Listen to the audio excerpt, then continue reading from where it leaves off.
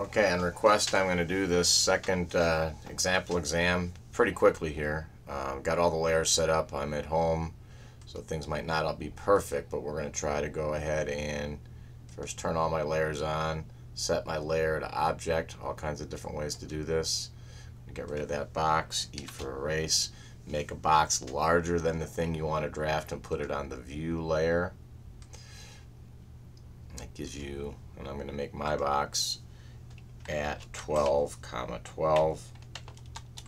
I've got a box there.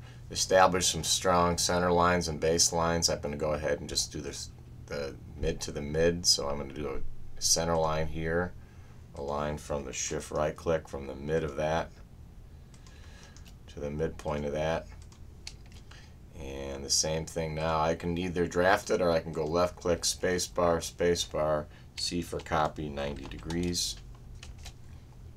Realize that eventually I'm going to want to turn some of that, so I'm going to break that,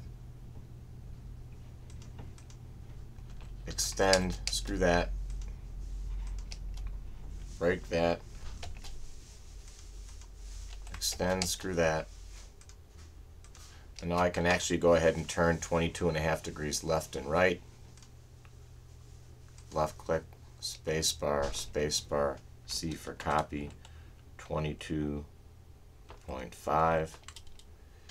and I could then also just do mirror if I wanted. Left click, spacebar, C for copy, and then mirror straight up, and I've got those two 22.5 in. That will get me this kind of center circle there, and now I can kind of draw my circles, my radii circles. I can draw a circle with, these are given by radius, so circle radius from the center here being the intersection with a radius of 3, and then a diameter of 10 from the intersection there with a diameter of 10, and then offset that one. Visually, I don't want to, visually you'll see all of a sudden I went out too far. I'm going to erase that last one, E, LA for last, offset 0.5. You've got to usually visually use that, make sure you're doing things correct. And then the final bit, we'll go ahead and draw these circles here in the middle. We're just going to draw one and array it. If you remember, now we can go back to object, draw a circle with a radius of 0.5, shift right click, the intersection of that, 0.5. I'm going to grab that, left click spacebar, C for copy, to the intersection of that. We've done this before. I think you can do tangent, radius, but probably worthwhile to offset through that intersection up there. Same thing through, T for through, that intersection here, and going ahead and doing a trim now. This time, instead of saying screw that, you're actually grabbing your two objects, so you can pull all the way here to there. Trim again, spacebar, grabbing that, putting these things all on the same layer. You can do that with this quick property here, and you've got something. If you're smart, you even do this now. You p-edit it and put it together. It's a repeating shape, so you only draft it once if you're smart. And now you've got that done. You need now to do some math and assume that this there's 10 repeating shapes. One is, so they're going to be 336 per repeating shape. That means you've got 21 in the slot and 15 in the tooth.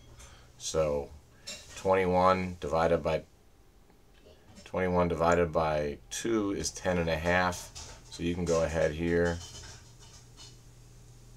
left click, spacebar, C for copy, and minus 10.5. Then you can go ahead and do that again and and turn it 15 degrees. Realistically, you might or might want to get, this might get confusing, so right now I'm going to turn that into green just so I can see it, because you're going to start running lines on top of lines. And now I've turned that one, and I'm going to left click, spacebar, C for copy, and I'm going to turn it 15 degrees. 15.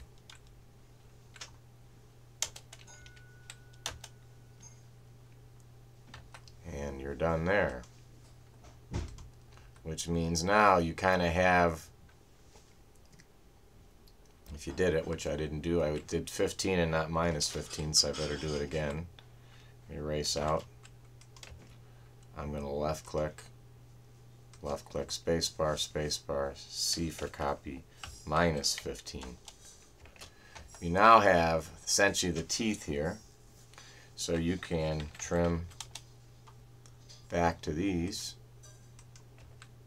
all the way around. You can say fillet radius 0.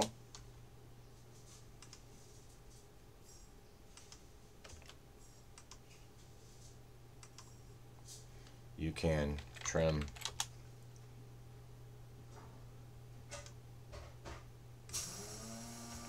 this. I have to extend that, unfortunately.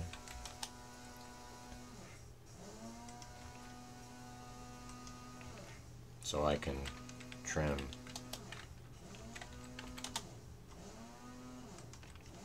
that, and now I can fillet radius 0,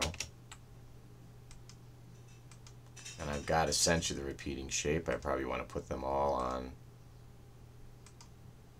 first, the right layer, put them all on the green layer, object, but then realize that's my repeating shape, and in all reality you're going to eventually do things like making this a polyline and close it and making it a region and extruding it. But that said, we've been going through this theme here.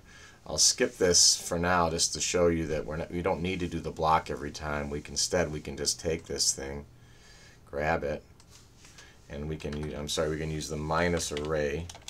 Grab my objects. You see the repeating shape, you should think block. Grab that here, minus array. It is a P for polar. It's the center of the circle is what I want to do it. Number of items is 10, and 360 to fill. Rotate the objects, yes. And you've got there, because I messed up. So I'm going to go undo here, undo, undo, undo, undo, undo, and you have your visual checks here. One thing I didn't do is I didn't kind of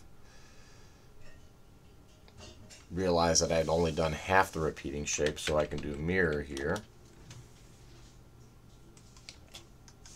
from the endpoint of here, there, erase to source objects, no, and now I have my repeating shape with the full thing, so I can go ahead and grab this, this, this, this, this, right? I could make it a block, or instead I can just do minus array, grab my objects with the window, polar array, the center of this, number of items 10, and 360, rotate your objects, yes. Same thing with this, minus array, grab my objects, polar, the center of the circle, and then 3 items, 360, and rotate items, yes. And there you have it. That was 10 minutes. You can do it with blocks, and you really should think about it. You don't always have to use blocks, but you always need to think blocks. So that is that drawing. That was within 10 minutes. This one didn't really have a hook, except for you weren't given all the information. Thanks for listening. I hope this helps. Slow it down. Ask me about it in class if you're having a hard time with it. Thanks.